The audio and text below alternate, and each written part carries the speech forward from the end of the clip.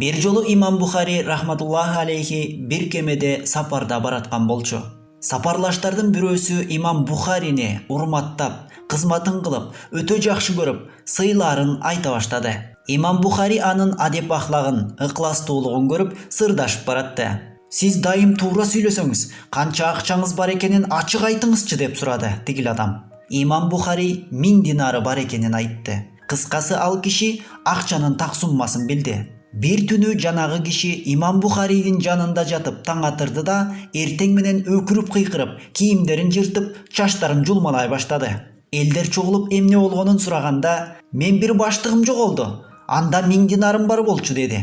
Элдер кемедеги ар бир жүргүнчүнү жеке-жеке текшерип көрүүнү кеңешип, текшере баштады. Ошол кезде имам Бухари акырын баштыгын сууга чөктүрүп жиберди. Элдер баарын текшерип, эч кимден таппай койгондуктан жанагы кишини жемелей башташты. Кеме жээкке чыккандан кийин жанагы киши имам Бухариден динарлар кайда калды деп сурады. Имам Бухари сууга чөктүрүп жибердим деди. Тиги киши ошончо акчаны жоготуп алууга кантип бардыңыз деди. Имам Бухари: эй жахил, сен билесиңби?